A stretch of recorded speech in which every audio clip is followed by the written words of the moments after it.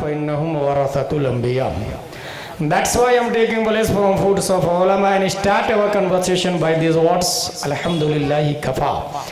والصلاة والسلام على محمد نبيك المصطفى ورسولك المرتضى وحبيبك المصطفى وآله ذوي الصدق والصفا وصحبه أولي الحب والوفاء وخلفائه ساداتنا أبي بكر الصديق الأكبر وعمر الفاروق الأعظم وعثمان الغني ذي النورين وأسد الله علي المرتضى وولد الإمام حسن المجتبى وصفده الإمام حسين الدافع الكرب والبلاء وفلسة كبده البدول الزهراء سيدة النساء وابنه سيدنا عبد القادر غوث الوراء وسراج أمته سيدنا أبي حنيفة إمام أئمة الهدى وعلى مجدد الأعظم لدينه وملته مرشدنا أحمد رضا وعلى الذي ما زال ردد مخالف سنة محسننا أختر رضا. أما بعد فأعوذ بالله من الشيطان الرجيم بسم الله الرحمن الرحيم. إن الله لا يغير ما بقوم حتى يغيروا ما بأنفسهم. صدق الله العظيم. अक़ीदत व मोहब्बत के साथ मरकज़ अक़ीदत अरवाहुना फ़िदा हज़रत मोहम्मद मुस्तफ़ा सल्लल्लाहु ताला अलैहि वसल्लम जिनकी आँखों की बिसारत को वक्त के कलंदर ने देखा तो कलम से कहा लिख, जिस तरफ उठ गई दम में दम आ गया, उस निगाहे इनायत पे लाखों सलाम। उस रसूल हाशमी की बारगाह में दुरूद शरीफ पढ़ेंगे जिनके नाखून के पावर को वक्त के इश्क ने देखा तो कलम से कहा लिख, ईद मुश्किल कुशाई के चमके हिलाल, नाखूनों की बिशारत पे लाखों सलाम। उस रसूल मक्की की बारगाह में दुरूद शरीफ पढ़ेंगे जिनकी कलाई को वक्त के कलंदर ने देखा तो कलम से कहा लिख, काबे दीन व ईमा के दोनों सुतून, साइदैन रिसालत पे लाखों सलाम। उस रसूल मक्की की बारगाह में दुरूद शरीफ पढ़ेंगे जिनके शिकम मुबारक को वक्त के कलंदर ने देखा तो कलम से कहा लिख, कुल जहां मिल्क और जौ की रोटी ग़िज़ा। या रसूलल्लाह, जब खालिके कुल ने आपको मालिके कुल बना ही दिया तो समंदर को इशारा कर दीजिए ना, एप्पल जूस बन के आ जाएगा। या रसूलल्लाह, आप दरख्तों को इशारा फरमा देना, बिन मौसम मैंगो ट्री बन के बारगाह में हाजिर हो जाए। या रसूलल्लाह, पहाड़ों को इशारा कर दे, गोल्ड डायमंड सिल्वर में कन्वर्ट होके कदम मुस्तफ़ा पे निछावर होने के लिए आ जाए, उसके बावजूद जौ की रोटी ग़िज़ा। दैट्स वाई माई इमाम अहमद रज़ा सेड, उस शिकम की कनाअत पे लाखों सलाम। उस रसूल मदनी की बारगाह में दुरूद शरीफ पढ़ेंगे जिनकी जुबान मुबारक, वो जुबान जिसको सब कुन की कुंजी कहे, उसकी नाफिज हुकूमत पे लाखों सलाम। उस रसूल क़रशी की बारगाह में दुरूद शरीफ पढ़ेंगे अभी इसी वक्त जिनके कान मुबारक को वक्त के इश्क ने देखा तो कलम से कहा लिख, दूर व नज़दीक के सुनने वाले वो कान, काने लाले करामत पे लाखों सलाम। उस रसूल हाशमी की बारगाह में दुरूद शरीफ पढ़ेंगे जिनकी कमर मुबारक जो कि अज़्म शफाअत पे खिंच कर बधी, उस कमर की हिमायत पे लाखों सलाम। उस रसूल मक्की की बारगाह में दुरूद शरीफ पढ़ेंगे जिनके तलवा मुबारक के पावर को वक्त के मुजद्दिद ने देखा तो कलम से कहा लिख, एक ठोकर में उहुद का जलजला जाता रहा, और रखती है कितना वक़ार, अल्लाहु अकबर एडियाम। उस रसूल मक्की की बारगाह में दुरूद शरीफ पढ़ेंगे जिनके भाव मुबारक नवाइतु अन उसल्ली लिल्लाहि तआला रकाति सलातिल फज्र फर्दुल्लाहि तआला मुतवज्जिहन इला जिहतिल काबति शरीफ, अल्लाहु अकबर। जामनगर वाला अगर नियत करता तो ये कहता मेरा चेहरा खाना काबा की तरफ, अल्लाहु अकबर। अहमदाबाद वाले आपका, मेरा चेहरा भी खाना काबा की तरफ। तुनिस वाले आपका, मेरा चेहरा भी। अमेरिका तुम का, मेरा चेहरा भी खाना काबा की तरफ। डरबन, इटली, सिसली, लीबिया, दोनों जजायर, मगरिब, मुरितानिया, जिबूती, सुमाल, जुजुल कमर, 208 कंट्री। उसके पीपल से हमने पूछा क्या हालत नमाज में किधर चेहरा करते हो, कहा मेरा चेहरा भी खाने काबा की तरफ। Same like Jamnagar people. हमने खाने काबा से पूछा, काबा पूरी दुनिया तेरी तरफ चेहरा करके नमाज पढ़ती है, क्या तू भी किसी का सजदा करता है? क्या तू भी किसी की तरफ झुकता है? तो खाना काबा जवाब देता अपने खिलाफ, अपने तअत्तुर, अपने तकद्दुस, अपनी हुर्मत समेत कि पूरी दुनिया मेरी तरफ चेहरा करके नमाज पढ़ती है, किसी जात को अगर मैं सजदा करता हूं तो वो आमीना का लाल है, वो उम्मत का गमखार है। बरेली का इमाम इस मोमेंट की तर्जमानी करता तो कलम से कहता, लिख जिनके सजदे को मेहराबे काबा झुकी, उन भवों की लताफत पे लाखों सलाम। सुभान अल्लाह, सुभान अल्लाह। अकीदत व मोहब्बत के साथ दुरूद शरीफ पढ़ते हैं। अल्लाहुम्मा सल्ली अला सय्यदना व मौलाना मुहम्मद व आलिहि व सहबिहि बारिक वसल्लम। सलातु व सलामुन अलैका या रसूलल्लाह सल्लल्लाहु तआला अलैहि वसल्लम। Today my topic is target of Mustafa सल्लल्लाहु अलैहि वसल्लम, मकसद हयात। जैसा कि मैंने स्टार्टिंग में बताया था, बुनियाद में इतना जान ले कि नबी आए क्यों। जर्रे महरे कुद्स तक तेरे तवस्सुत से गए, हद्दे औसत ने किया सोगरा को कुबरा नूर का। नबी नूर है और मिन वजही बशर है, मिन वजही नूर है। बशर को नूर से मिलाने के लिए प्यारे मुस्तफ़ा को रब ने दो जहतें अता फरमाई हैं। हम लोग रब तक कैसे पहुंचे, इसके लिए रब कदीर ने हुजूर सल्लल्लाहु अलैहि वसल्लम को मारिज़ वजूद में किया और एक सिस्टम, एक रास्ता दिया जिसको हम लोग इस्लामिक हाईवे सिराते मुस्तकीम के नाम से याद करते हैं। आप लोग याद रखिएगा, Islam it is not able to catch, able to touch, able to watch, कि मैं पॉकेट में रखा और कहा I have a Muslim, I have a Islam in my pocket. No, इस्लाम नाम है बिलीव का, इस्लाम नाम है फेथ का, इस्लाम नाम है मानने का। हुजूर सल्लल्लाहु तआला अलैहि वसल्लम जो लेकर के आए उसको मानना, ये इस्लाम है। हम लोगों ने, और दुनिया में इस वक्त कोई ऐसा आदमी नहीं है जिसने अपने माबूद को देखा हो, ठीक है, लेकिन रब ने कहा, रब ने नबी को भेजा और नबी ने कहा कि मैंने देखा है अल्लाह को। हम लोगों ने मान लिया, हमने नहीं देखा, मगर हाँ देखने वाली आंखों को हमने जरूर देखा है। वाया वाया हुजूर सल्लल्लाहु तआला अलैहि वसल्लम 63 साल के बाद इस दुनिया से तशरीफ ले गए। उनका जुमला है, हयाती खैरुल लकुम व ममाती खैरुल लकुम, मेरा आना भी खैर है, मेरा जाना भी खैर है। याद रखिएगा, जामनगर में कोई ऐसा आदमी नहीं है जिसका पैदा होना भी अच्छा हो और मरना भी अच्छा हो, बल्कि पूरी दुनिया में ऐसा कोई आदमी नहीं है सिवाय हमारे नबी सल्लल्लाहु तआला अलैहि वसल्लम के। वो खुद फरमाते हयाती खैरुल लकुम व ममाती खैरुल लकुम, मेरा आना भी खैर है, मेरा जाना भी खैर है। नबी इस्लाम दे करके गए, लेकिन आज अगर कोई कॉन्स्टिट्यूशन ऑफ इस्लाम पर ऑब्जेक्शन लेता है, डिफेंस कौन करेगा? हमारे नबी के बाद कोई नबी नहीं आएंगे। Allah is the one and this message conveyed to Adam, Nuh, Sheikh, Zakaria, Saleh, Lut, Shuaib, Hud, Ibrahim, Ismail, Musa, Isa, in its final form revealed to the last messenger Muhammad sallallahu ta'ala alayhi wasallam. After the prophet, nobody will come in form of the nubuwwah, because Allah said in Holy Quran, Ma kana Muhammadun aba ahadin min rijalikum walakin Rasulullah wa khataman nabiyyin.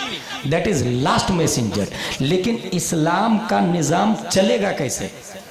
इसके लिए अल्लाह ने नबी के बाद नाइबे नबी को पैदा करना शुरू किया, और नबी का मुकम्मल नाइब हर सदी में कोई ना कोई मुजद्दिद होता है।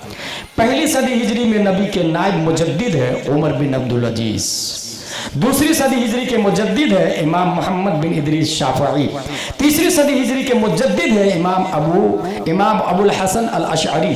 चौथी सदी हिजरी के मुजद्दिद है इमाम अबू हामिद अल अस्फराइनी। पांचवी सदी हिजरी के मुजद्दिद है इमाम गजाली। छठवीं सदी हिजरी के मुजद्दिद है इमाम फखरुद्दीन राजी। सातवीं सदी हिजरी के मुजद्दिद है इमाम तकीयुद्दीन अद-दकीक। आठवीं सदी हिजरी के मुजद्दिद है इमाम ज़ैनुद्दीन इराक़ी। 9वीं सदी हिजरी के मुजद्दिद अल्लामा जलालुद्दीन सुयूती, 10वीं सदी हिजरी के मुजद्दिद मुल्ला अली कारी, 11वीं सदी हिजरी के मुजद्दिद मुजद्दिद अल्फसानी, 12वीं सदी हिजरी के मुजद्दिद औरंगजेब अलैहि रहमा, 13वीं सदी हिजरी के मुजद्दिद शाह अब्दुल अजीज मुहद्दिस देहलवी और 14वीं सदी हिजरी के मुजद्दिद मेरा रजा, अच्छे रजा, प्यारे रजा, आशिक रजा, फाजिल रजा।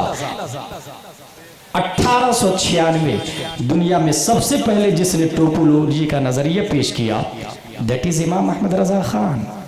1908 दुनिया में सबसे पहले जिस साइंटिस्ट ने लेप्रोसी नॉन कम्युनिकेबल डिसीज की डिस्कवरी की दैट इज इमाम अहमद रजा खान।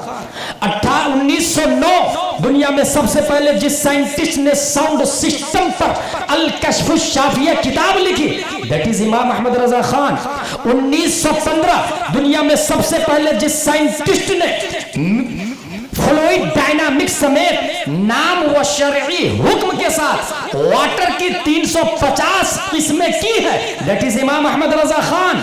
1916 ईस्वी दुनिया में सबसे पहले जिस साइंटिस्ट ने मिनरल फिजिक्स, मिट्टी और पत्थर की, स्टोन और क्ले की 311 काइंड्स जिसने किया है दैट इज इमाम अहमद रजा खान। 1919 ईस्वी दुनिया में सबसे पहले जिस साइंटिस्ट ने एटॉमिक पावर पर अल कलिमतुल मुल्हिमा लिखकर वमस्सकनाहुम कुल्ल मुमस्सक कुरान की आयत से इस्तिदलाल कर न्यूटन आइंस्टाइन का 5 दलीलों से जनाजा निकालकर बुतलान के कफन पहनाकर जमीन खोद के हमेशा के लिए जिसको दफन कर दिया वो कोई और नहीं इमाम अहमद रजा खान। 1919 ईस्वी दुनिया में सबसे पहले जिस साइंटिस्ट ने गर्दिश जमीन के खिलाफ 105 दलीलें देकर 4 किताबें लिखकर दुनिया के तमाम साइंसदानों की तहकीक पर आखिरी कील ठोक दी कोई और नहीं इमाम अहमद रजा खान। जिनकी लकीरों की पैमाइश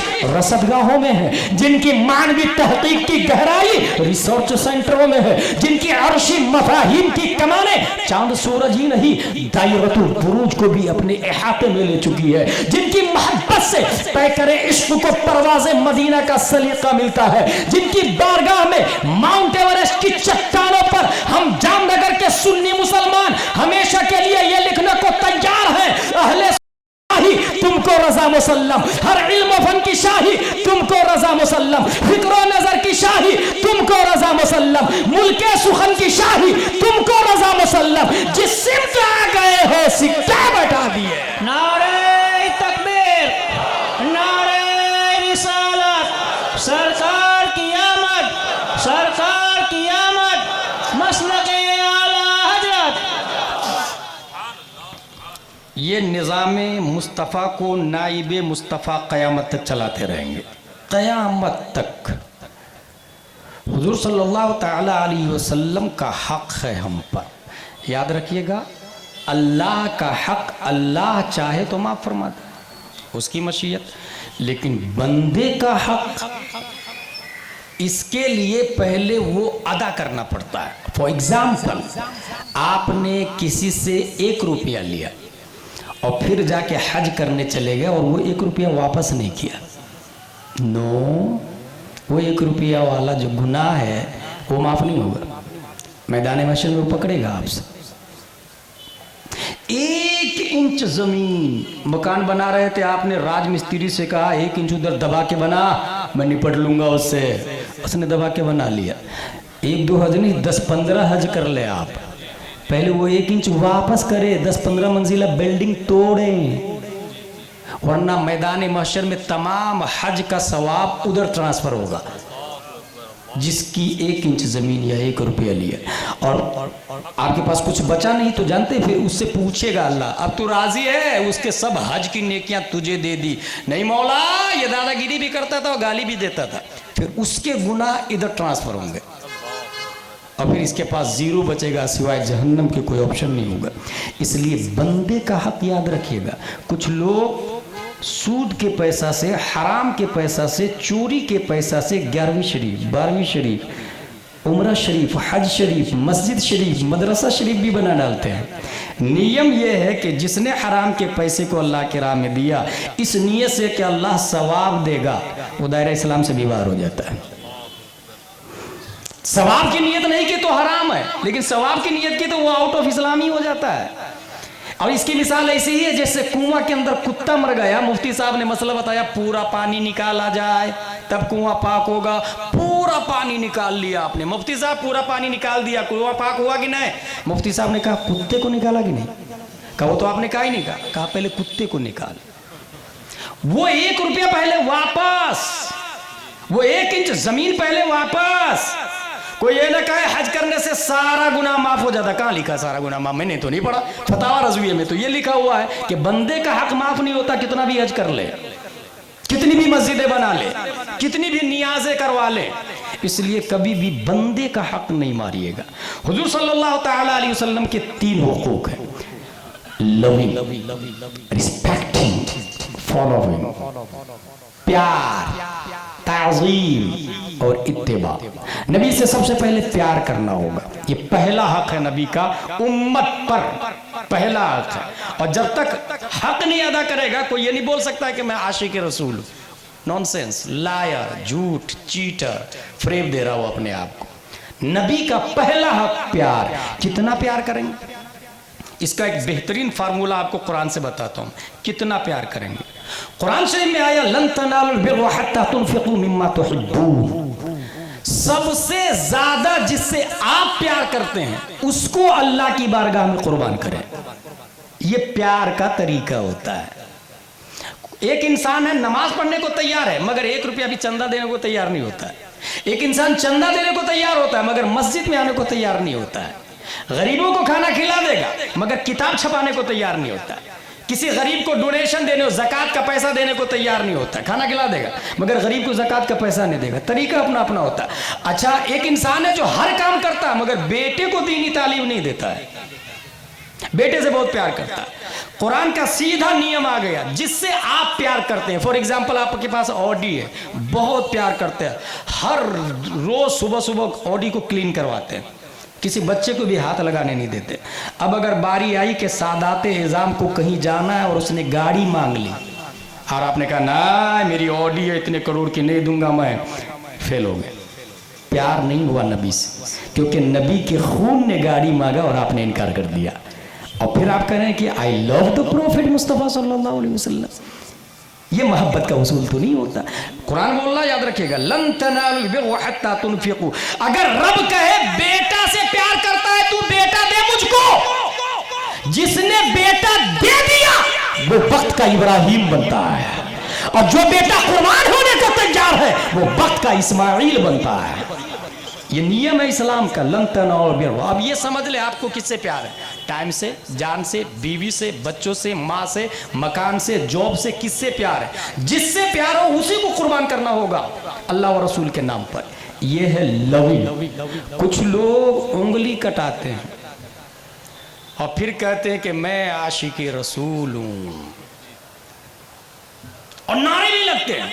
ऐसों के बारे में शेख सादी ने एक बात कही, बुलबुला इश्क परवाना बेआमोज, कहां सोखता ना जाशुद आवाज नहीं आया। ए मोमिन, इश्क सीखना है तो परवाने से सीख।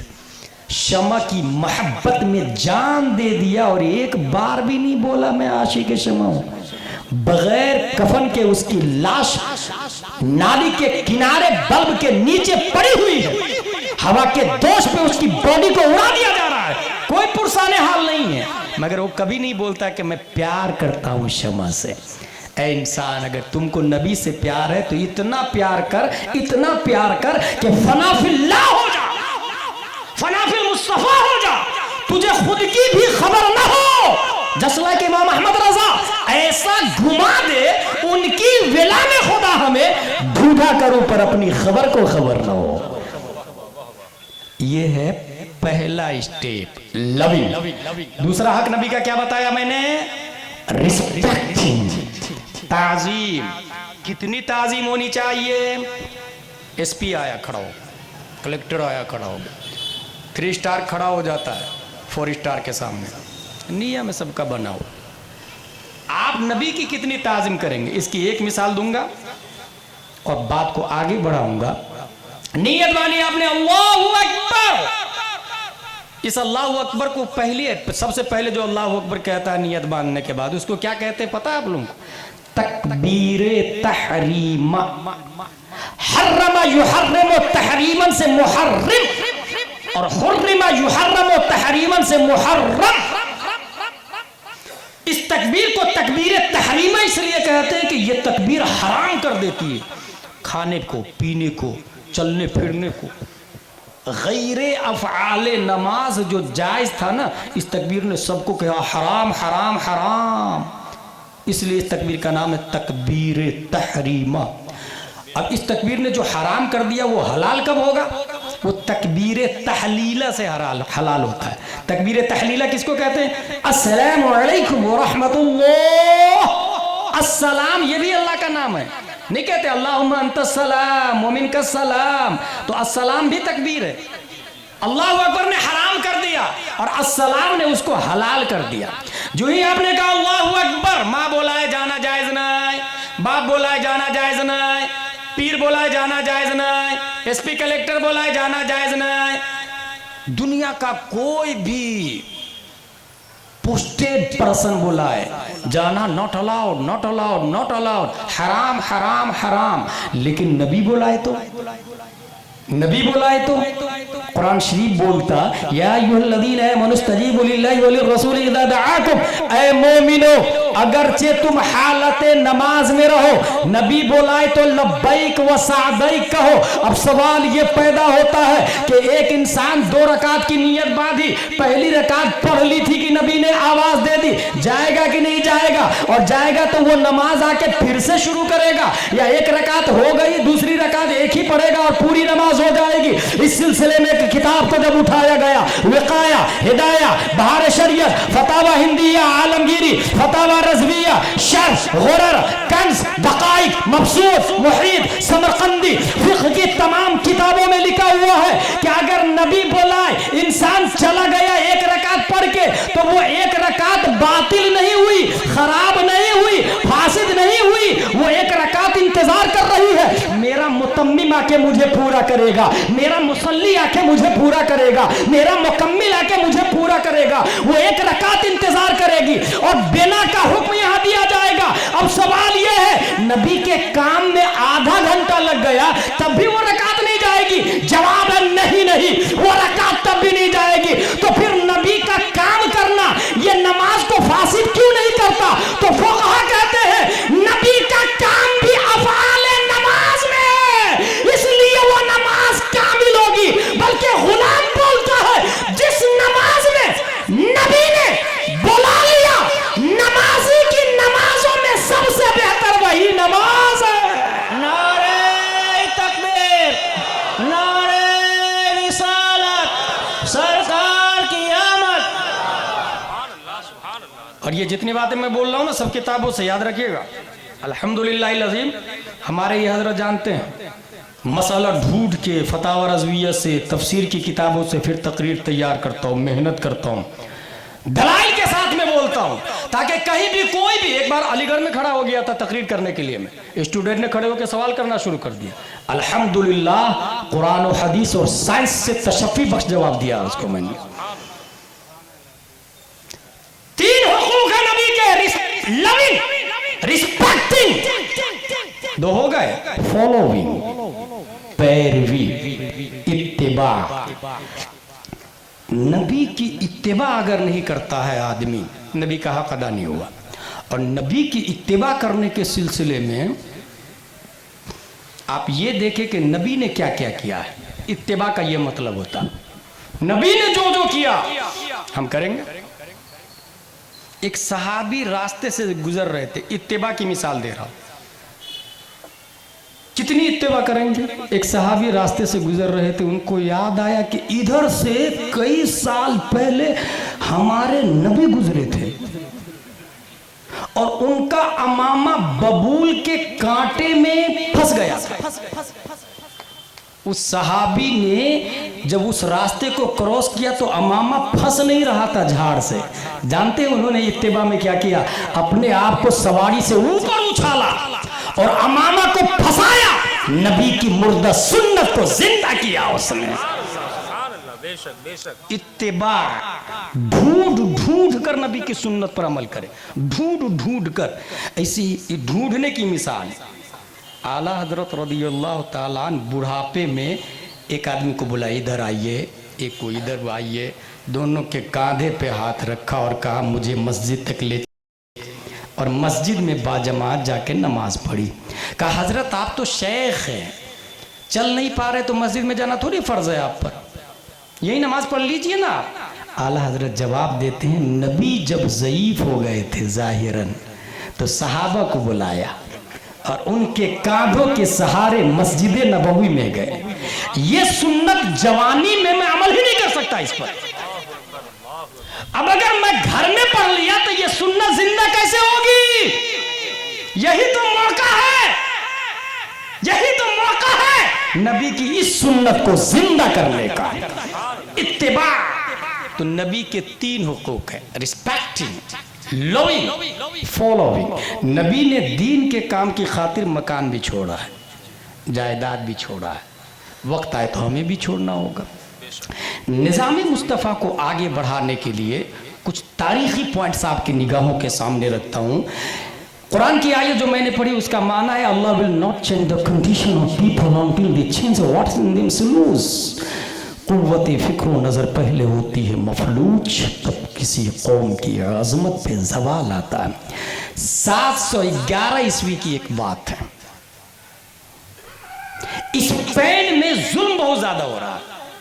लोग डर के मारे यहूदी से परेशान होकर मूसा बिन नुसैर के शुमाली अफ्रीका में जा रहे हैं। मूसा बिन नुसैर ने क्या किया, तारिक बिन जियाद को 7000 फौज देकर स्पेन भेज दिया। 1 दिन, 2 दिन, 3 दिन लड़ाई हुई, रिजल्ट नॉट आउट। तारिक बिन जियाद ने प्लान चेंज किया, जिस कश्ती पर बैठकर आए थे उसमें माचिस लगा दी, उसे जला दिया और फिर अपनी कौम से कहा अय्युहन्नास अय्युल बफर अल बहर में वराइकुम वल अदु अमामकुम वलैसा लकुम वल्लाहि इल्ला सिद्क़ व सब्र। Bro where are you going? जाओगे कहां? सामने दुश्मन है, पीछे समंदर है जिसमें डॉल्फिन, शार्क, व्हेल, मगरमच्छ, कहां जाओगे? सिवाय एलाए कलिमाए हक के देयर इज नो वे। फिर जो लड़ाई हुई है ना, चंद घंटों में स्पेन की छाती पर मुस्तफा का झंडा लहराने लग जाता है। 1 साल नहीं, 2 साल नहीं, तारीख में आया है कि 800 साल तक इस्लाम की हुकूमत रही स्पेन में। और सिर्फ हुकूमत नहीं किया बल्कि डेवलप किया है, इतना डेवलप किया कि कुछ नाम बताता हूं मैं आपको। मुफस्सिर कुरान इमाम कुर्तुबी इस्लामिक स्पेन की पैदावार है। मशहूर सय्याह आलम इब्ने बतूता स्पेन की पैदावार है। मौजिद सर्जरी अबुल कासिम ज़हरावी स्पेन की पैदावार है। मारूफ फलसफी इब्ने बाज्जाह स्पेन की पैदावार है। अल्लामा इब्ने अरबी अर्तुरुल गाजी की रूह अल्लामा इब्ने अरबी है, स्पेन की पैदावार है। मारूफ तबीब इब्ने रुश्द स्पेन की पैदावार है। अजीम मुअर्रिख इब्ने खुल्दून स्पेन की पैदावार है। माहिर फल्कियात शरीफ इदरीसी स्पेन की पैदावार है। हवाई जहाज किसने बनाया? ये इंडिगो, कतर एयरलाइंस, विस्तारा किसने बनाया? इसका थॉट सबसे पहले जिसने दिया है वो इस्लामिक स्पेन में अब्बास बिन फरनास ने दिया है। और वो उड़ाया भी फ्लाइट को, लैंडिंग के वक्त आग लगी थी और वो मर गया। नजरिया तो दिया ना अब्बास बिन फरनास। ये जो ग्लास में, कांच के गिलास में अपने लोग जो पानी पीते हैं ना, सबसे पहले कांच का गिलास अब्बास बिन फरनासी ने चिकनी मिट्टी को पका करके बनाया है। और आगे चले, नामवर तबीब इब्ने हैसम स्पेन की पैदावार है। माहिर फल्कियात वल जेबरा नसीरुद्दीन तूसी समेत 151 बड़े बड़े उलमा और साइंटिस्ट इस्लामिक स्पेन की पैदावार है। मेडिकल कॉलेज में मेडिकल साइंस के स्टूडेंट को यह बताया जाता है, the proud fact reminds that the Arabs of Spain were the principal source of new learning for western Europe. मगरिबी यूरोप के लिए न्यू टेक्नोलॉजी की थ्योरी अगर कहीं से मिलती है तो वो इस्लामिक स्पेन का दारुल उलूम हुआ करता है। ये मेडिकल साइंस के स्टूडेंट को बताया जाता है। इतना शबाब पर आपको एक और पते की बात तो मैं बताया ही नहीं।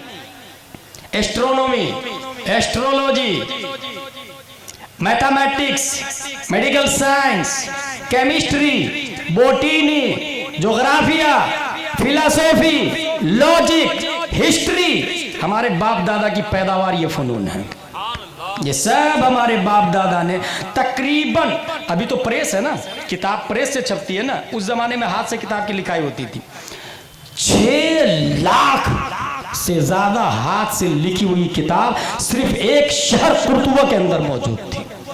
6 लाख किताबें। जामनगर में कितनी किताबें? रतन भाई मस्जिद में जाके देखे। इसलिए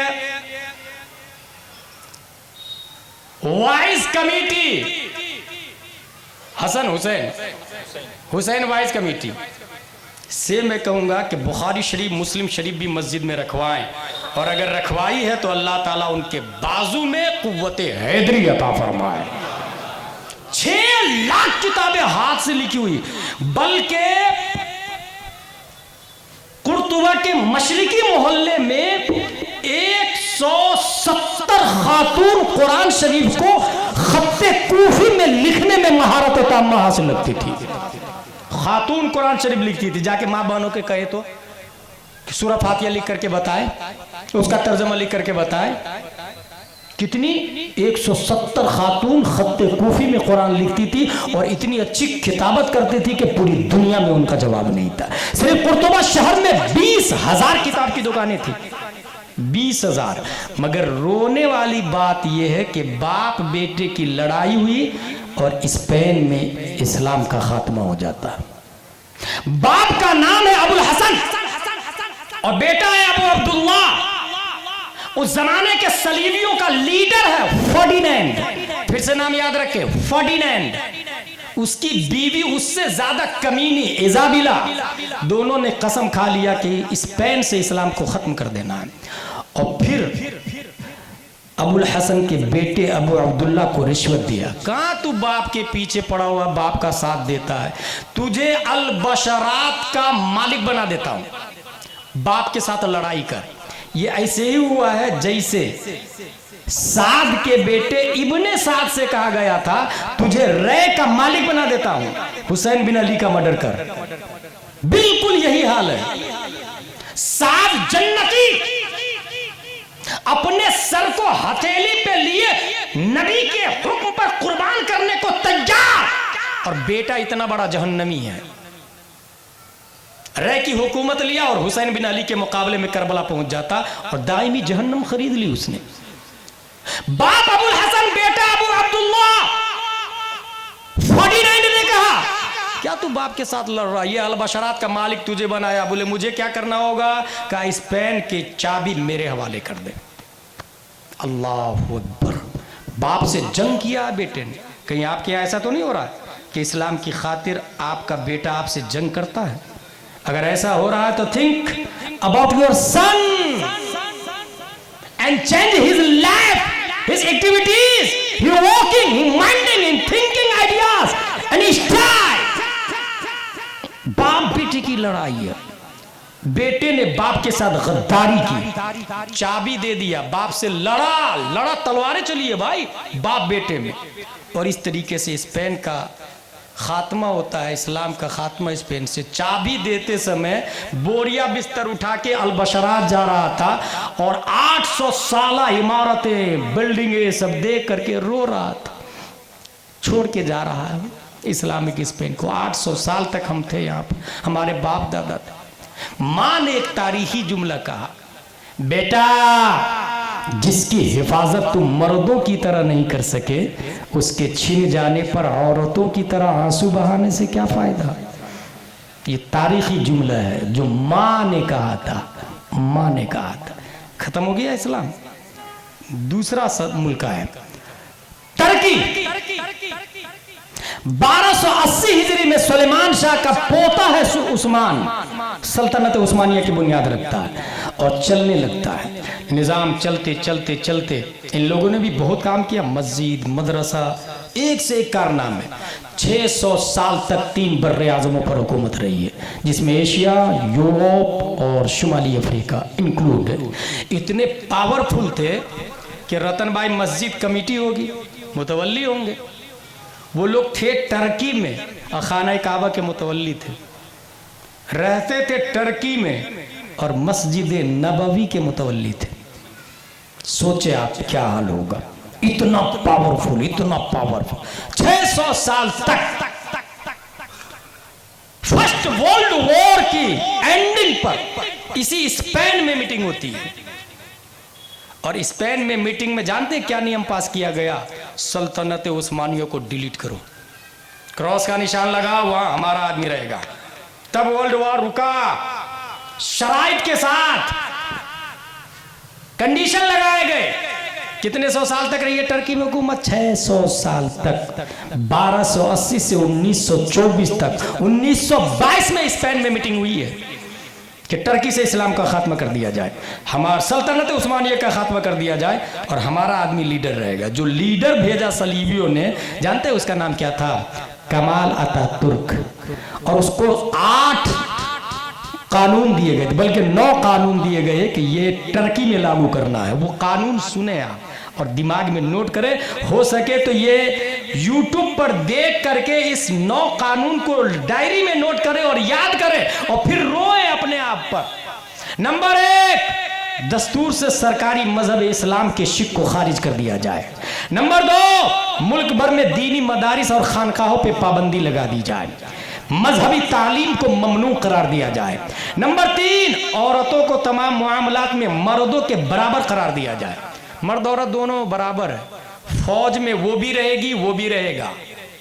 अब सोचे 10 लोग वो हैं, 10 लोग ये हैं और शादीशुदा नहीं है, हरामी बच्चों की लाइन नहीं लगेगी। इस्लाम इस करप्शन से रोकता है।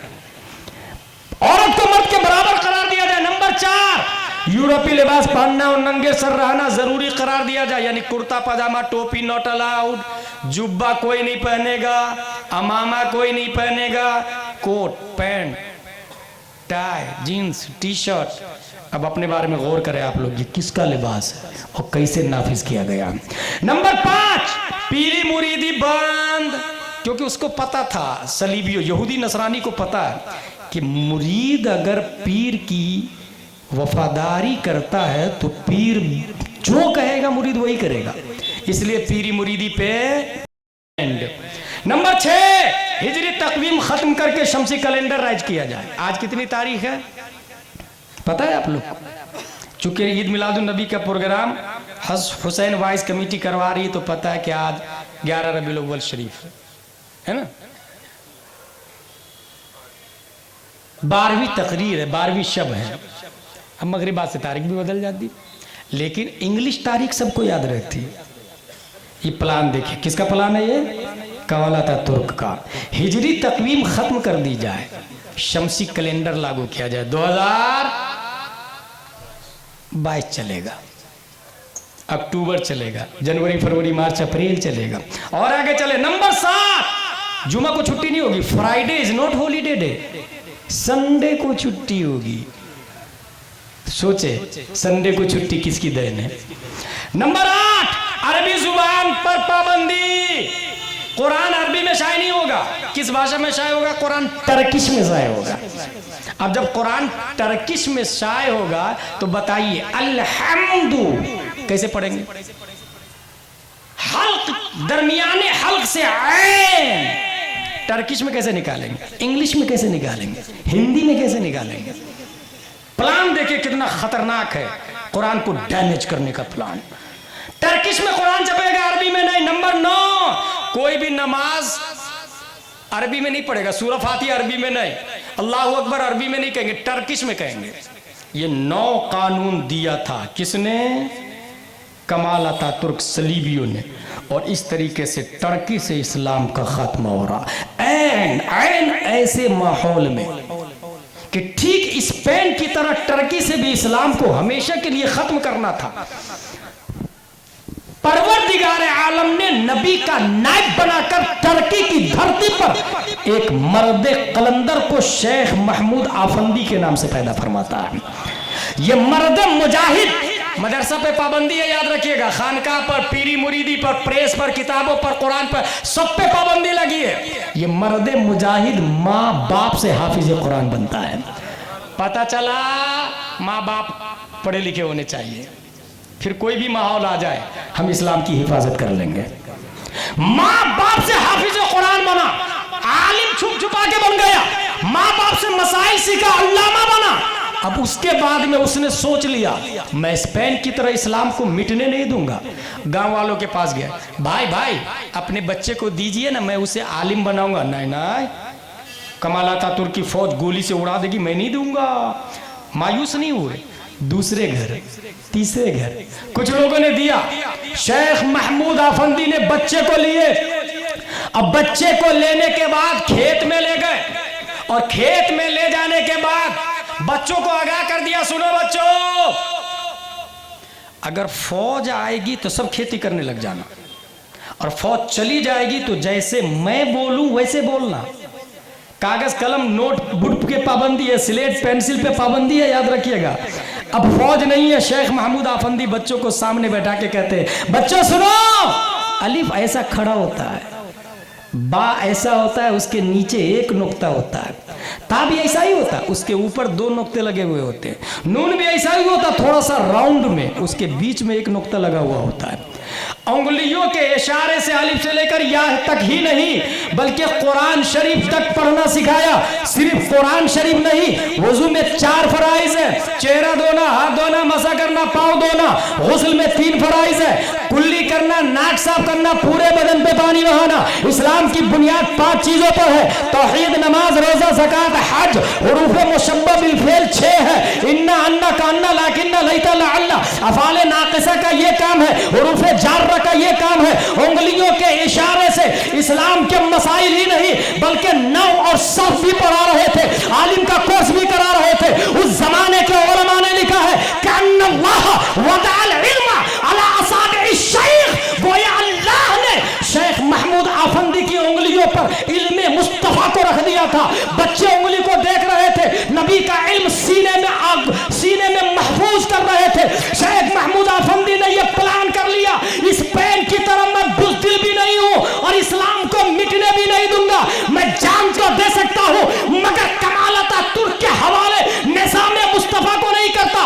वो अटल रहे और लड़ते रहे, मेहनत करते रहे, यहां तक कि उन्हीं के शागिर्दों में एक शागिर्द रजब तैयब अर्दोगान है जो अक़वाम मुत्तहिदा की आंखों में आंखें डाल के बोलता है, फिलिस्तीन तू बातिल, तेरा नजरिया बातिल, इस्राइल तेरे कानून और थ्योरी बातिल, तू जालिम है, मुझे खौफ नहीं है तेरा, मैं सिर्फ अल्लाह से डरता हूं। शेख महमूद आफंदी का ये शागिर्द मिजाज दे दिया, मर्द हक बातिल के आगे मात खा सकता नहीं, सर कटा सकता है लेकिन सर झुका सकता नहीं। नारे तकबीर, नारे रिसालत, सरकार की आमद, सरकार की आमद।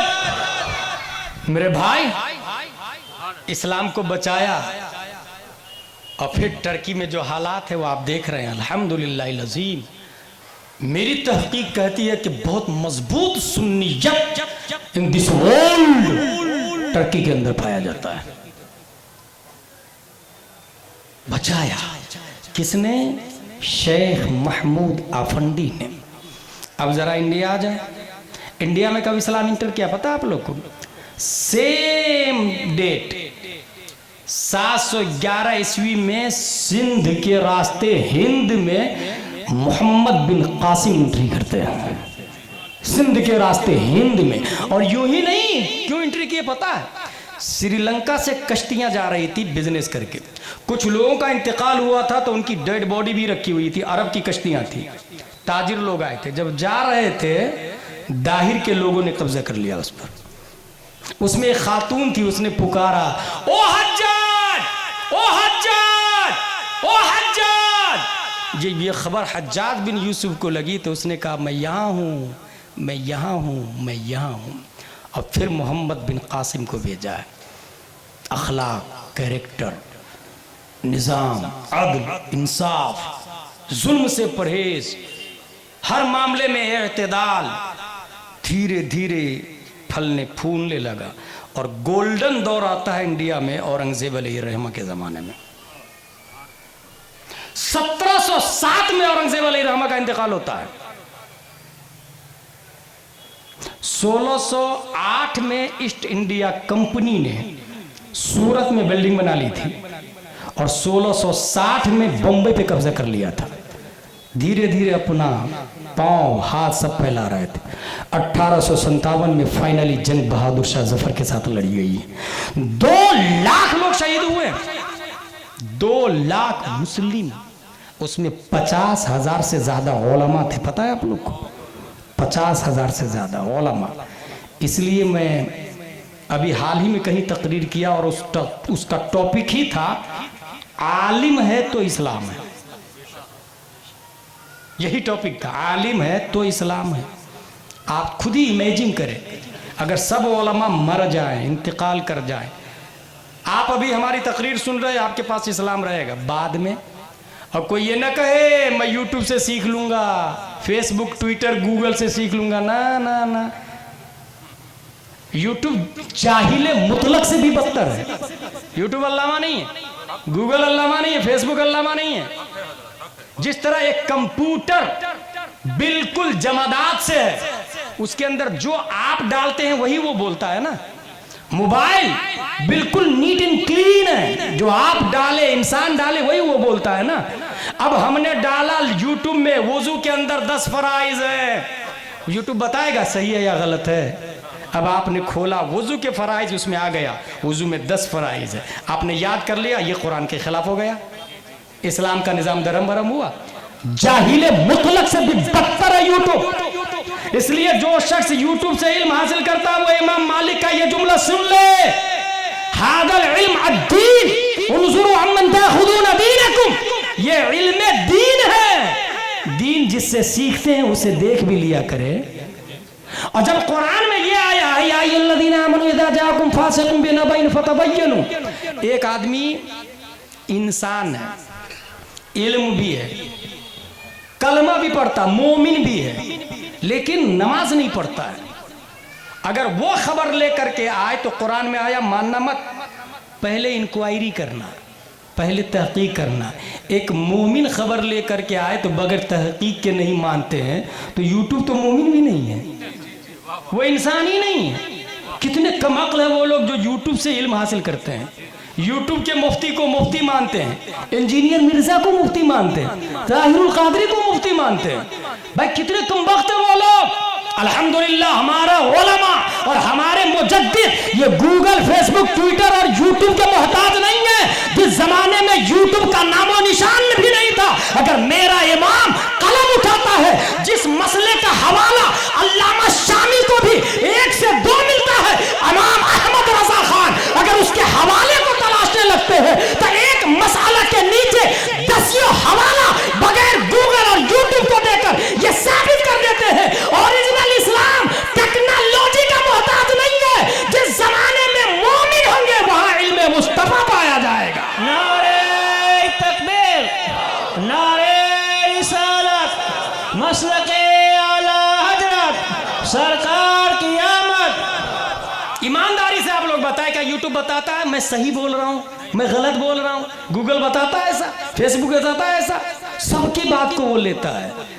उसके बावजूद मैंने देखा हमारे एमपी में एक आदमी है, उसने कहा मुझको, मुफ्ती साहब आप है ना मौलाना साहब को मदरसे से निकाल दे, उसमें प्रोजेक्टर लगा ले और ऑनलाइन सबकी क़िरातें भी आती है और कोर्स भी आता है। मैंने कहा सबसे पहले मौलाना बनाकर नबी ने जिसको भेजा है वो मुसअब बिन उमैर है, और उनको 3 नियम दिया था, अन युक़रिअहुमुल कुरान व युअल्लिमहुमुल इस्लाम व युफ़क़्क़िहुहुम फ़िद्दीन। मौलाना और यूट्यूब का फ़र्क बता रहा हूँ मैं।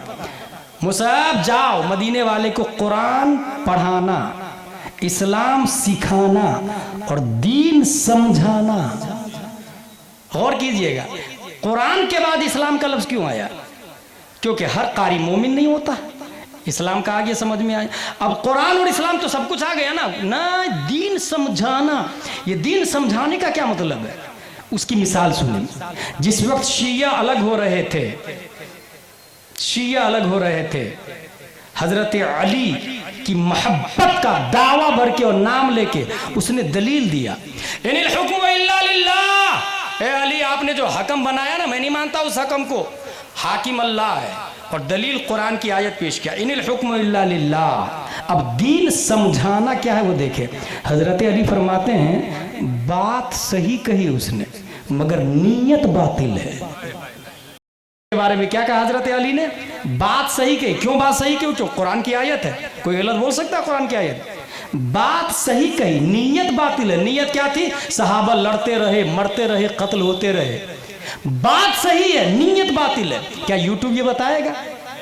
गूगल ये बताएगा कि ये जुमला सही है, नीयत बातिल है? यूट्यूब नीयत को समझ ही नहीं पाता है, गूगल नीयत को समझ ही नहीं पाता, फेसबुक नीयत को समझ ही नहीं पाता। एक और मिसाल दूं, मुफ्ती आजम हिंद से सवाल होता है मुंबई में, हजरत जैद मस्जिद का इमाम है, वो कहता है सिर्फ कुरान और हदीस का मानने वाला मोमिन नहीं है, फिक्र को भी मानना पड़ेगा, यानी इमाम आजम के कानून को भी मानना पड़ेगा।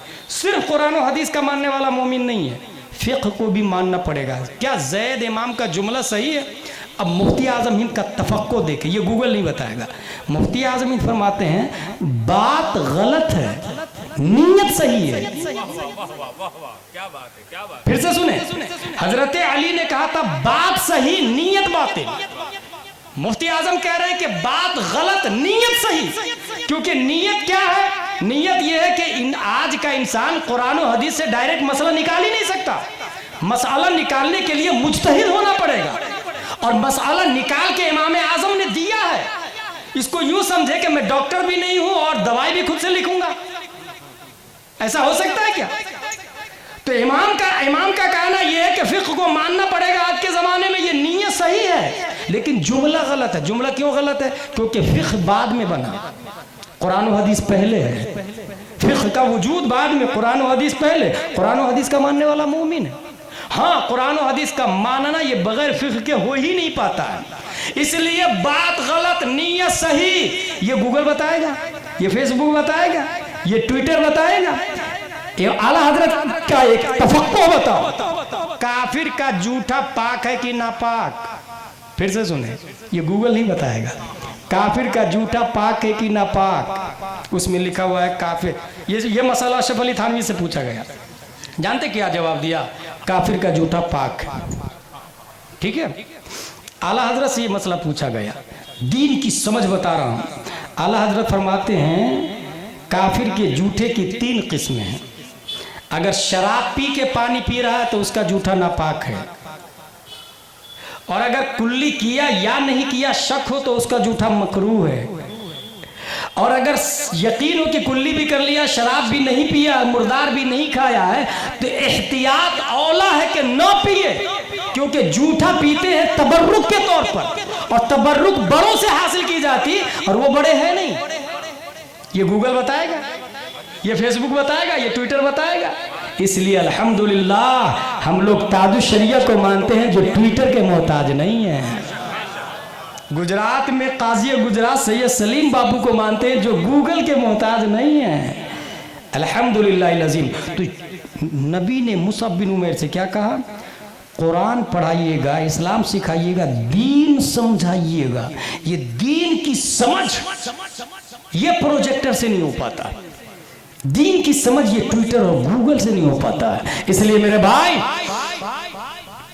सीना व सीना, नकलन बादा नकलिन, जैलन बादा जैलिन, हिंदुस्तान की धरती पर औरंगजेब अलैहिर्रहमा के जमाने में शबाब पर, बहादुर शाह जफर के जमाने में 50,000 उलमा का विशाल शहीद कर दिया गया। अब जो आलिम बचे थे, सरकारी नौकरी तो थी नहीं। औरंगजेब अलैहिर्रहमा के ज़माने में सरकारी नौकरी थी, बल्कि 50 से ज़्यादा उलमा को शाहजहांबाद में बुला करके फतवा आलमगीरी लिखवाया उन्होंने। तनख्वाह भी देते थे, VIP इंतज़ाम था, बावर्ची भी अलग से, स्कॉलरशिप भी, और फतवा आलमगीरी किताब जो अरब में भी पढ़ाई जाती है। औरंगजेब अली रहमत के बाद में फिर क्या हुआ हिंदुस्तान का हाल पता है आप लोग को? अब जितने मौलाना है अपनी अपनी लाइफ जियो, तनख्वाह सरकारी नहीं रहे। हाँ, अगर कोई अच्छी किताब लिखता है तो उसकी तनख्वाह सरकारी हो सकती है, लेकिन अच्छी किताब लिखने के लिए सरकारें हैदराबाद की बारगाह में पेश करना पड़ेगा। बहुत सारे राजा थे, बहुत सारे सरकार और बादशाह थे, अलग अलग बादशाह को जाके दिखाइए मैंने बहुत अच्छी किताब लिखी, देखिए ना। उन्होंने देखा कि हाँ अच्छी किताब है, अब 500 रुपये महीना जारी कर दो इसका, वो स्कॉलरशिप जारी हो गए। अब हर आलिम स्कॉलरशिप की खातिर किताब लिखते, और किताब में राजा की तारीफ होगी तभी स्कॉलरशिप जारी होगा। राजा चाहे कितना ही बड़ा कमीना क्यों ना हो, तारीफ होगी तो स्कॉलरशिप जारी होगा, नहीं तो नहीं।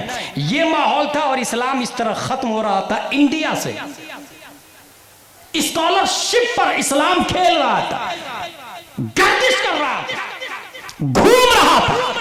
बाजी चाहे अतफाल और बाजी चाहे बादशाह बना हुआ था, कुफ्र पर मशिद्दत को जला लाता। 1272 हिजरी 14 जून 1856 ईस्वी में नकी अली खां की पीठ से एक बच्चा बरेली की धरती पर इमाम अहमद रजा खान के नाम से पैदा फरमा। तसर्रुफात की करवटें लेते हुए 1 2 3 4 नहीं, 1000 से ज्यादा किताबें लिखी। किसी ने कहा हजरत लाइए ना किताब, स्कॉलरशिप जारी करवा देता हूं, किताब लाइए ना सरकार रामपुर को दे देता हूं, वो स्कॉलरशिप जारी कर देंगे।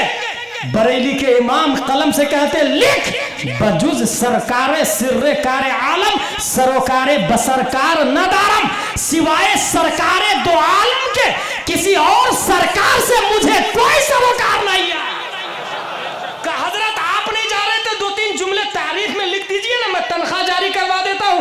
वक्त के कलंदर ने कलम से कहा लिख करो मद अहले तो रजा, पर इस बला में मेरी बला, मैं गधा हूं अपने करीम का, मेरा दीन पा रहे ना नहीं।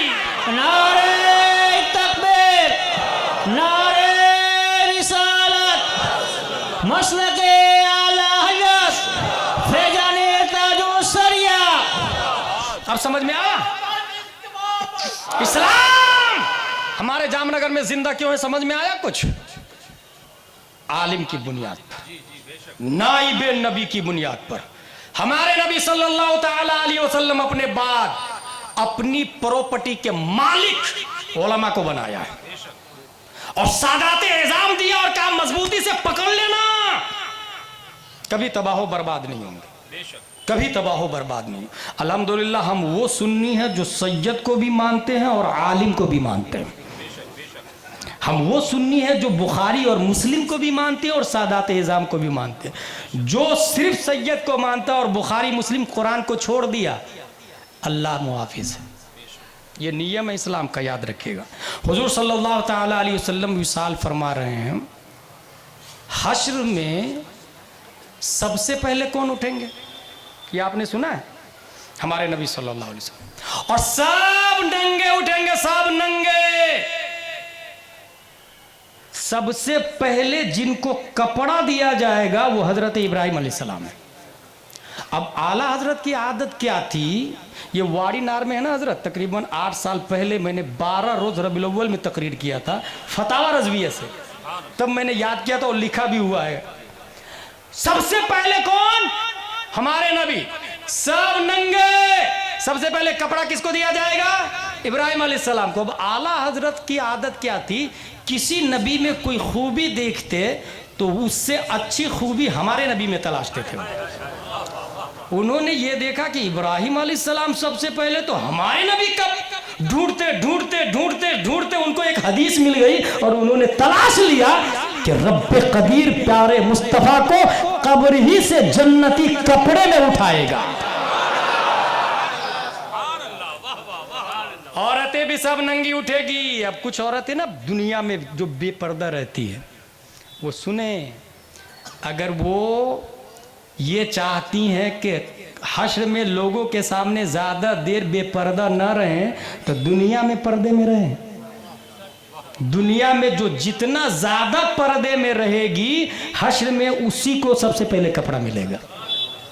और दुनिया में थोड़ा सा आस्तीन कलाई खोल के दिखाया ना, सोच ले मैदान महशर में जामनगर के बूढ़े बच्चे आदम अलैहिस्सलाम से लेकर अभी तक सब लोग होंगे और उसके सामने खातून नंगी होगी, क्या हाल होगा। और ये मेरे पास हदीस है। क्या हदीस है मेरे पास? सबसे पहले और सबसे ज्यादा पर्दे में अगर किसी को जन्नत की तरफ भेजा जाएगा और जब भी वो गुजरेगी तो आवाज आएगी, या अहलल जमी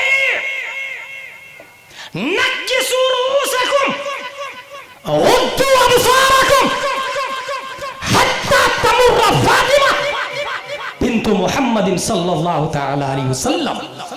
हाजियो, नमाजियो, नबियो, रसूलो, गौस, हाफिज, आलिम, कारी सब, put down your hands, put down your hands, sir को झुकाओ। अ क्वेश्चन अराइज, सर झुक जाता है और सामने से कोई जाए तो पता चलेगा, मगर रब ने डबल पर्दा, आंख भी बंद करो, सर भी झुका और आंख भी बंद करो। हालांकि हजरत फातिमा अकेले नहीं जाएगी, 7 राउंड में हूरे उनके गिर्द गर्दिश कर रही होंगी। हत्ता तमुर्र फातिमा बिन्तु मुहम्मद सल्लल्लाहु अलैहि वसल्लम फतमुर्रु मअ 70,000 जारिया मिनल हूरिल ईन कमर्रिल बर्क। ये पूरी हदीस है। 70,000 70,000 सिक्योरिटी होगी। जिस तरह एक तारे के गिर्द कई तारे घूमते हैं ना, ऐसी हजरत फातिमा स्पीड से जा रही है, उनके गिर्द एक सिक्योरिटी होगी, वो राउंडिंग में होगी, घूम भी रही होगी और चल भी रही होगी। उसके बाद दूसरी जेड सिक्योरिटी, जिसको कहले आसान लफ्जों में। अच्छा, हदीस में क्या आया? स्पीड के बारे में आया। अगर यहां से मोटरसाइकिल 20 की स्पीड में जाए तो हम पहचान लेंगे ये मोटा भाई जा रहे हैं, रतन भाई मस्जिद वाले हैं। लेकिन 50 की स्पीड में जाए तो जरा तवज्जो से देखना पड़ेगा, हाँ मोटाई भाई थे। लेकिन 200 की स्पीड में हो तो जब तक सोचे, जब तक गया 200 स्पीड का सिर्फ यह हाल है ना। हदीस में हजरत फातिमा ज़हरा के बारे में आया, नारे तकबीर, नारे रिसालत, नारे रिसालत, काजिए शेर, काजिए शेर, नारे तकबीर, नारे रिसालत। 200 की स्पीड, जब तक आपने सोचा ये है कौन, जब तक गया। हजरत फातिमा ज़हरा रज़ियल्लाहु अन्हा के बारे में आया, फतमुर्रु मअहा 70,000 जारिया मिनल हूरिल ईन कमर्रिल बर्क। बिजली की तरह, बिजली की रफ्तार में यूं ही नहीं दिखेगी। 7 जेड सिक्योरिटी है, यूं ही नहीं देखेगी। उसके बावजूद सर को झुकाओ, आंखों को बंद करो। ये पर्दे का एहतिमाम रब ने मैदान महशर में सिर्फ और सिर्फ हजरत फातिमा तो ज़हरा के लिए। इतना बड़ा इंतजाम सिर्फ एक खातून हजरत फातिमा तो ज़हरा। क्यों क्यों? यहीं से जामनगर की माँ और बहनें सबक ले ले। मैदान महशर में अगर वो नंगी नहीं आती है तो वो फातिमा तो ज़हरा की सीरत अपनाए। हजरत फातिमा तो ज़हरा के बारे में आया, 70,000 जारिया मिनल हूरिल ईन कमर्रिल बर्क। जेड सिक्योरिटी, पर्दे का एहतिमाम, सर को झुका लो, आंखों को बंद करो। काफिर तो क्या, नबी रसूल भी हजरत फातिमा को नहीं देख सकते। इतना पर्दा क्यों? तो जवाब बरेली के इमाम ने दिया, जिसका आंचल न देखा महो महर ने, उस रिदाए नजाहत पे लाखों सलाम। सुभान अल्लाह, सुभान अल्लाह। दुनिया में इतना पर्दे का एहतिमाम किया, इसलिए माँ और बहनें मार्केट में जाए तो पर्दे के साथ में जाए, नकाब के साथ में जाए। तौहीद और रिसालत के शहदाइयों, हुजूर सल्लल्लाहु ताला अलैहि वसल्लम मैदान हश्र में हैं, हम सब लोग मौजूद हैं वहाँ। हुजूर सल्लल्लाहु ताला अलैहि वसल्लम ही शफाअत फरमाएंगे, ये बुखारी में आया है, ठीक है। लेकिन एक बात ये बता दूं आप लोग को, मैदान महशर में लोग सीधा नबी के पास क्यों नहीं जाते हैं? सब लोग उठे मैदान महशर में और ये कहना चाहिए ना, मौलाना सुलेमान ने बताया था, बुखारी में आया कि नबी शफाअत करेंगे तो चलो नबी के पास। नहीं, किसी के दिमागी में नहीं आएगा ये। अल्लाह तबारक व तआला दिमाग से मिटा देगा इसको, किसी के दिमाग में नहीं आएगा। दिमाग में क्या आएगा? चलो मौलाना साहब से मसला पूछते हैं कि हम परेशान है, करें क्या। वहाँ उलमा के पास जाएंगे, वहाँ भी उलमाई के पास जाएंगे, याद रखिएगा। अब जो उलमा से दूर है वो बहुत लेट पहुँचेगा, तो परेशानी तो होगी ना भाई साहब। उलमा के पास जाएंगे, हजरत देखिए ना ऐसा ऐसा मसला है, तो आलिम के दिमाग में आएगा कि सबके बाप आदम अलैहिस्सलाम है, वाया वाया वाया प्यारे मुस्तफ़ा, ये तफसील हो गई। अब नबी सजदे में सर रखेंगे, और सजदे में सर रखेंगे रब्बे हबली उम्मती कहेंगे, तो आवाज आएगी, ये काबिल गौर है, इरफा रासक इशफा तो शफ़ा। महबूब सजदे से सर को उठाइए। अब सवाल ये है कि हालतें कई है, हालत क़याम है, हालत रुकू है, हालत तिलावत है। इंसान कुरान शरीफ पढ़ता रहता, इल्म हासिल करता रहता, मगर सबसे ज्यादा रब को जो हालत पसंद है वो हालत सजदा है। ये किताबों में आया, सबसे प्यारी अदा हालत सजदा, ये अल्लाह को सबसे ज्यादा पसंद। जब हालत सजदा सबसे ज्यादा पसंद है तो सजदे ही में दे देना चाहिए नबी को। अल्लाह तबारक व तआला सजदे ही में नबी को दे देता, महबूब आपने सजदा किया, मुझे पसंद आया, सबसे प्यारी अदा सजदा है, मांगिए मैं दे देता हूं। मगर नहीं, सजदे से सर को उठाइए। इसमें क्या राज है? इसमें राज यह है कि अगर इसको यूं समझे कि एक छोटा बेटा बाप को देख के बार बार बोल रहा, अब्बू अब्बू अब्बू ये दे दीजिए ना, ये दे दीजिए ना, और बाप बेटे की तरफ देखे तो रहम आ जाता है। एक आशिक माशूक की तरफ देखे तो देखने का मजा ही कुछ और होता है। एक मुहिब महबूब की तरफ देखने तो देखने की चाशनी ही कुछ और होती है। बिला तमसील रब मोहब्बत फरमाता सबसे ज्यादा प्यारे मुस्तफा से। महबूब सजदे से सर उठाइए, आप मुझे देखिए, मैं आपको देखता हूं, इस देखा देखी में आप मांगते चले जाइए, मैं देते चले जाता हूं। अल्लाह सुभान अल्लाह। और इसी देखा देखी में सब जन्नत में, सब जन्नत में, सब जन्नत में। इसलिए मेरे भाई बात क्या समझ में आई? हुजूर सल्लल्लाहु ताला अलैहि वसल्लम ही के लिए दुनिया भी है, और हुजूर सल्लल्लाहु ताला अलैहि वसल्लम ही के लिए हश्र भी है। इसी को आला हजरत ने फरमाया, गायतो इल्लत सबब बहरे जहां तुम हो सब तुमसे बना, तुम बिना तुम पे करोड़ों दुरूद। तुमसे जहां की हयात, आप अगर चल रहे हैं और साया आपके साथ चलता है कि नहीं? आप बैठ जाएंगे तो साया बैठ जाएगा, आप खड़े होंगे साया खड़ा हो जाएगा, आप हाथ फैलाएंगे साया हाथ फैलाएगा, आप उंगली को ऐसे ऐसे करें साया भी ऐसे ऐसे करेगा। अब आला हजरत फरमाते हैं पूरी दुनिया साया है और असल नबी है।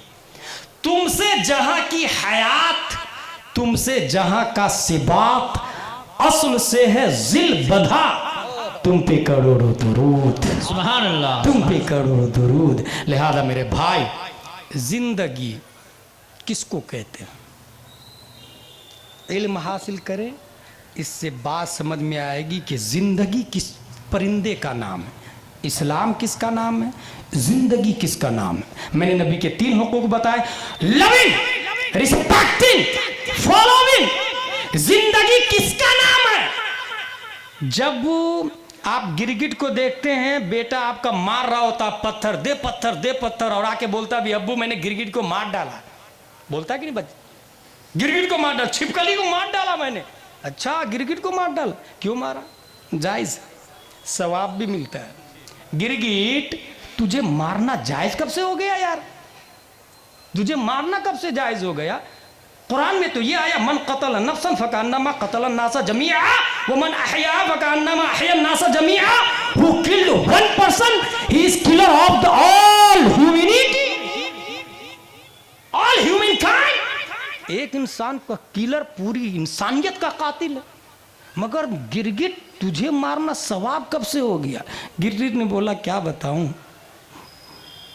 वक्त के नबी इब्राहिम अलैहिस्सलाम थे, बस मैं फूंक मार दिया था ताकि वो जल के खाक हो जाए, उसकी सजा मुझे मिल गई, मेरी किस्मत में मौत मौत मौत। जो भी मुझे देखता मारता है और अल्लाह सवाब भी देता है। तुझे बचाना सवाब कैसे हो गया? और गिरगिट पानी में मर जाए तो पानी ना पाक हो जाता, मेंढक मर जाए तो पाक ही रहता। मेंढक तुझे बचाना सवाब कैसे और तू पाक कैसे? तेरी किस्मत में जिंदगी क्यों? तो मेंढक बोलता अल्हम्दुलिल्लाह, मैं नमरूद की आग को बुझा रहा था ताकि इब्राहिम अलैहिस्सलाम जल ना पाए। न गिरगिट की फूंक से कुछ होने वाला, न मेंढक के कतरा से कुछ होने वाला, मगर उसकी किस्मत में मौत, इसकी किस्मत में हयात। क्यों? क्यों? और आगे सुने। अबू जहल, हुजूर सल्लल्लाहु ताला अलैहि वसल्लम कोशिश कर रहे हैं, कलमा पढ़ लो, मान लो मैं अल्लाह का रसूल, मान लो मैं अल्लाह का रसूल। नहीं नहीं नहीं, बार बार बार बार जिब्रील अलैहिस्सलाम, या रसूल अल्लाह ये मुर्दा है। आपकी बात असर नहीं करेगी। I am shocked, Abu Jahl is walking, Islam said he is dead. Abu Jahl is minding, Islam said he is dead. Abu Jahl has wife children, Islam said he is dead. Abu Jahl is catching and planner, Islam said he is dead. रूह निकली नहीं, plan कर रहा, चल फिर रहा, businessman, बीवी बच्चा वाला, इस्लाम बोलता मुर्दा। 61 हिजरी में हजरत हुर की रूह निकल चुकी और इस्लाम बोलता है जिंदा है। हजरत अब्बास के बाजू दोनों कट गए, इस्लाम बोलता है जिंदा है। हजरत कासिम शहीद हो चुके, इस्लाम बोलता है जिंदा है। इमाम हुसैन बॉडी करबला में, सर दमिश्क में, और इस्लाम बोलता है वला तक़ूलू लिमन युक़्तलू फ़ी सबीलिल्लाहि अमवात। ए अबू जहल, तू मर कैसे गया जीते जी? करबला वाले आका, मरने के बाद भी आप जिंदा कैसे है? उधर गिरगिट ने कहा और इधर अबू जहल ने कि अदावते मुस्तफा ने मुझे जीने नहीं दिया। उधर मेंढक ने आवाज दी और यहाँ करबला वाले शहीद बोले मोहब्बते मुस्तफा ने मुझे कभी मरने नहीं दिया। नारे तकबीर, नारे रिसालत, सरकार की आमद। बात समझ में आई? जिंदगी नाम मोहब्बत मुस्तफा का और मौत नाम अदावत मुस्तफा का। जामनगर में इंसान अगरचे बीवी बच्चे वाला है, मार्केट में है, बिजनेसमैन है, कपड़े की दुकान है, मगर वो मुर्दा भी हो सकता है अदावत मुस्तफा की बुनियाद पर। अल्लाह ने निज़ाम को चलाने के लिए नबी के बाद नाइब नबी दिया है। और टर्की में मैंने बताया 9 कानून लागू हुए थे, उसमें से एक क्या था? एक कानून ये था कि पीरी मुरीदी कोई नहीं कर सकता है। इसका मतलब ये हुआ कि पीरी मुरीदी के ज़रिए इस्लाम की नश्र व इशाअत होती है। हुजूर ताजुश शरिया अलैहिर्रहमा फरमाते हैं मुरीद होना अकीदे की हिफाजत के लिए सुन्नत है। हाँ याद रखिएगा है लफ्ज़, अकीदे की हिफाजत के लिए मुरीद होना क्या है? सुन्नत। दुआ तावीज़ के लिए नहीं, अकीदे की हिफाजत के लिए। तावीज़ जायज़ है जब उसमें चीटिंग और झूठ और फ्रेब और दगा ना हो। याद रखिएगा, हमारा बेटा मर जाए, रिस्क बंद हो जाए, हजरत हजरत हजरत देखिए ना, बहुत परेशान हूँ, 2 बेटे थे, दोनों मर गए। अगर इस्लाम को आप पढ़ते और 2 नहीं 3 बेटे और तीनों मर जाते तो नबी की सुन्नत समझ के आप खुश हो जाते, क्योंकि नबी के भी 3 साहबजादे थे और तीनों का इंतकाल हुआ है। मुसीबतें आए, अगर आपके घर में 3 दिन खाना ना बने तो आप परेशान होंगे। 3 दिन से लगता दुकान बांध दिया किसी ने, रिस्क बांध दिया। जरा देखिए ना, कुछ चेक करके फाल वाल खोल के देखिए ना। अगर आपके पास इल्म होता तो कहते नबी के घर में भी चूल्हा नहीं जला, ये सुन्नत है, ये सुन्नत है और सुन्नत को आप जिंदा कर रहे हैं। टर्की में पाबंदी है मुरीद होने पर, लेकिन आपको अगर पीर मिले तो मुरीद हो जाए। और पीर के लिए 4 शर्तें हैं, वो देख लीजिएगा। नंबर 1 सुन्नी होना, नंबर 2 आलिम होना, नंबर 3 फासिक मौलिन न होना, नंबर 4 खिलाफत मुत्तसिल बिल मुस्तफ़ा होना। सुन्नी होना क्यों? ये सब फतवा रज़विया में और गौसे आज़म की किताबों में ये सब लिखा हुआ है। सुन्नी होना वजह यह है कि जो इंजन ट्रेन का थाना भवन की तरफ जा रहा हो, ट्रेन के डब्बे बरेली कैसे पहुंचेंगे? कुछ समझ में आया? इंजन जिधर जाएगा डब्बे उधर ही पहुंचेंगे ना भाई। अगर पीर साहब सुन्नी नहीं है तो वो खुद ही जहन्नम में जाएंगे, तो मुरीद को कहां से जन्नत में ले जाएंगे? इसलिए शर्त नंबर 1 सुन्नी होना, शर्त नंबर 2 आलिम होना। यहां एक दिन के बच्चे ने थोड़ा सा पेशाब कर दिया, पेशाब कर रहा था कि मैंने हाथ हटा लिया, थोड़ा ही सा पेशाब किया, थोड़ा ही सा, धो के नमाज पढ़ूं या बगैर धोए नमाज पढ़ूं? एक ही दिन का बच्चा है, अभी गुनाह भी नहीं किया, शरीयत ही लागू नहीं है उस पर, धो के नमाज पढ़ूं कि बगैर धोए नमाज पढ़ूं? अगर पीर जाहिल है तो बता ही नहीं पाएगा करना क्या है, क्योंकि यह मसला नूरुल इज़ा में लिखा हुआ है, यह मसला शरअ वक़ाया में लिखा हुआ है। और जब वो पाक नहीं कर सकता हाथ को, तो दिल को कैसे पाक करेगा? तज़किया नफ्स कैसे करेगा? आपके दिल में इश्क़ मुस्तफ़ा कैसे भरेगा वो? इसलिए पीर का आलिम होना भी शर्त है, आलिम होना शर्त। और आलिम की किताब में लिखा हुआ है, आधा दिन का बच्चा हो या 1 घंटे का बच्चा हो या फिर 60 साल का बच्चा हो, नापाक है तो नापाक है पेशाब। ये मसला नूरुल इज़ा में लिखा हुआ है। इसलिए पीर का शर्त नंबर 2 आलिम होना। मैंने ये देखा है काजी शहर अल्लामा सुलेमान साहब, जो पीर आलिम नहीं होता वो अपने मुरीद को मुरीद बना के क्या कहता मालूम? उलमा से दूर रहना है, मेरी उलमा से बनती नहीं है। ये तो वही हो गया ना भाई, चेहरे में काला लगा दिया, बोले आईना देखना मत, मेरी आईना से बनती नहीं है। यही हुआ ना भाई, व्हाट नॉनसेंस यार। जो हकीकत है उसको भी नहीं बताने दे रहे हो तुम, जो हकीकत है उसको भी नहीं बताने दे रहे हो। शर्त नंबर 2 आलिम होना। शर्त नंबर 3 फांसी के मौलिन ना होना, अंगूठी 4-5 ना पहनता हो, दाढ़ी ना कटाता हो, नमाजें ना छोड़ता हो, अय्याशियां ना करता हो, लड़की को तन्हाई में बुला के घंटों तावीज़ नहीं देता हो। हमारे यहाँ एक बाबा था, एक लड़की पे जिन्नात बहुत लग रहा था, बाबा ने सीधा ऐसा तावीज़ दिया कि इसकी जिन्नात उसी वक्त जाएगा जब मुझसे शादी होगी, और कर भी लिया उसने। बाद में लोगों को पता चला कि बहुत बड़ा चीटर है वो, तो मारपीट के तलाक दिलवाया उसको। अच्छा, मर्दों से ज्यादा औरतों की भीड़ लगी रहती तावीज़ की दुकान पर, मैंने देखा है। इल्म हासिल करे मेरे भाई, तब समझ में आएगा इस्लाम क्या है। फांसी के मौलिन ना होना। कितनी 30 शर्तें हो गई? 3 हो गई। चौथी शर्त खिलाफत मुत्तसिल बिल मुस्तफ़ा होना, यानी उनकी खिलाफत बीच में डिस्कनेक्ट ना हो। कुछ लोग कोई ऊपर है ही नहीं, खुद अकेला पीर बन जाता है, अकेले, कोई खिलाफत भी नहीं दिया, मैं पीर हूं भाई। वो मौलाना साहब तो आपका रद्द कर रहे थे, बोले मौलाना से मेरी नहीं बनती है। बापू ने आपके खिलाफ प्लान बनाया, बोले बापू मेरे दुश्मन है, 36 का आंकड़ा बचपनी से चल रहा मेरा। कमाल है यार। शर्त नंबर 4 खिलाफत मुत्तसिल बिल मुस्तफ़ा होना।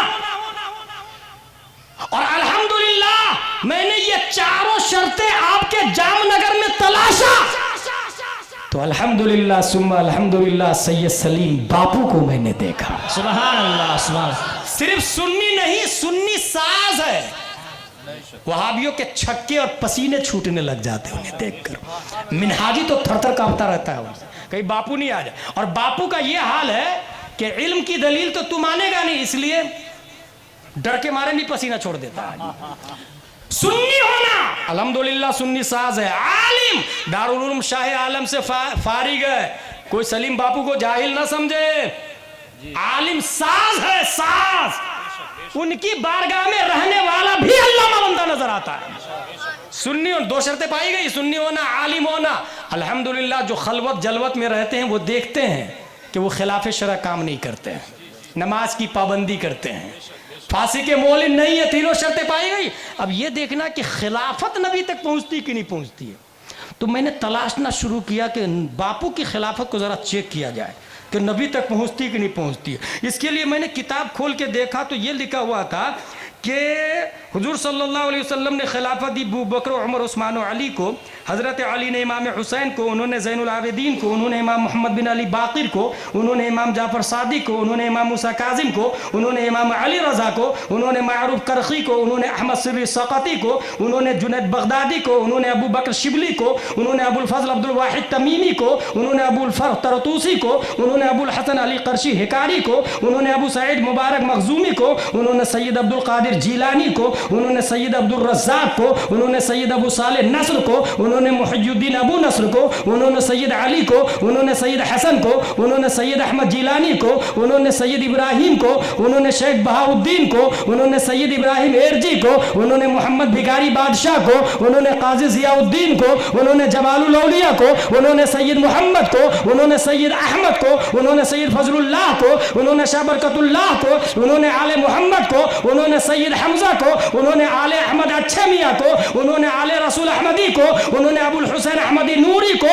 उन्होंने इमाम अहमद रजा को, उन्होंने मुफ्ती आजम मुस्तफा रजा को, उन्होंने बरेली के ताजुशरिया को, और उन्होंने सैयद सलीम बापू काजी गुजरात को। नारे तकबीर, नारे रिसालत, आले रसूल, काजी गुजरात, काजी गुजरात।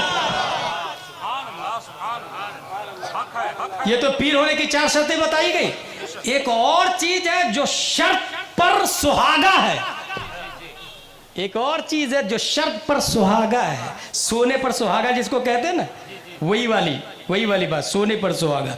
ये 4 शर्तों से कोई भी पीर बन सकता है। मसला सुन ले, रतनबाई मस्जिद के कमेटी में किसी के अंदर ये 4 शर्तें पाई जाए वो पीर बन सकता है।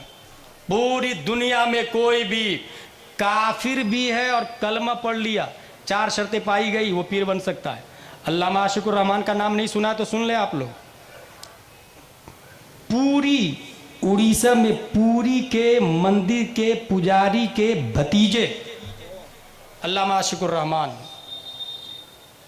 और इतने बड़े मोमिन और कलमा पढ़ के इतने बड़े मोमिन बने हैं कि मुफ्ती आले मुस्तफ़ा अली रहमा अमजदिया वाले कह रहे थे कि मुसलमान बनाना तो कमाल है, लेकिन इतना बड़ा अल्लामा बनाना।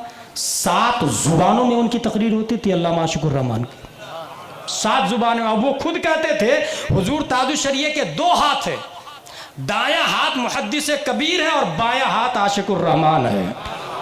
वो खुद कहते थे, हमारे अल्लामा जानते हैं, अल्लामा आशिकुर रहमान।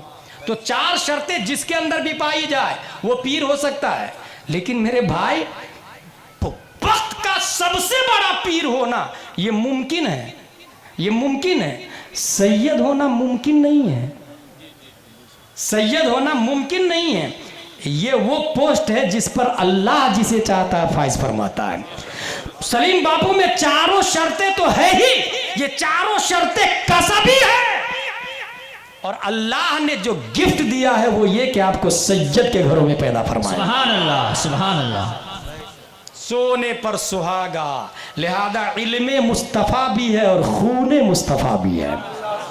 इसलिए बाहर वाले पीर साहब आते हैं, अल्हम्दुलिल्लाह मुझे भी हुजूर ताजुशरिया ने हजरत के करम से खिलाफत दी है। मैं मुरीदी नहीं करता, मैं यही कहता हूं कि जहां मैं जाता हूं वहां जो सबसे मजबूत सुन्नी है, मैं कहता हूं उनसे जुड़ जाए, उनसे जुड़ जाए। मुझे हर जगह के पीर से मुरीद को जोड़ना यही मेरा काम है, और यही सबसे बड़ा काम है। मैंने माजी करीब में एक आलिम को देखा, बहुत बड़े आलिम को देखा है, शायद आप लोग पहचान जाएंगे। 5 मार्च 1925 में वो बच्चा बलिया में पैदा होता है, लंदन में वर्ल्ड इस्लामिक मिशन बनाता है, हालैंड में दारुल उलूम जामिया मदीनतुल इस्लाम बनाता है, अमेरिका में दारुल उलूम अलीमिया बनाता है, दिल्ली में हजरत निजामुद्दीन औलिया अकेले बनाता है, बेंगलोर में जामिया हजरत बिलाल बनाता है, पटना में इदारा शरिया बनाता है, टाटा में मदरसा फैजुल उलूम बनाता है। और सबसे भारी बात बता दूं कि अल जामियतुल अशरफिया मुबारकपुर, आपको लगता है कि हाफिज मिल्लत ने बनाया ना, हकीकत यह कि हाफिज मिल्लत की आंख, कान, नाक और हाथ और ये तमाम मुल्कों में मदारिस और जामिया बनाने वाला वो एक बच्चा है दुनिया, जिसे अल्लामा अरशदुल कादरी के नाम से याद कर। सुभान अल्लाह, सुभान अल्लाह। उन्होंने मुरीद नहीं बनाना शुरू किया, और वो कहते थे बाज़ाब्ता। मैंने खड़गपुर में ताहिर गयावी को किडनैप करने वाले एक भाई साहब से मिला, उसका नाम है शहजाद भाई। अल्लामा साहब वहाँ ठहरते भी, हुजूर मुहद्दिस कबीर नाचीज़ भी ठहरा। तो वो कहते थे कि अल्लामा अरशदुल कादरी आते थे और यहाँ ये कहते थे कि सुन्नी होना तो आसान है, और रज़वी सुन्नी होके बता। अल्लामा अरशदुल कादरी कहते थे रज़वी सुन्नी होके बता।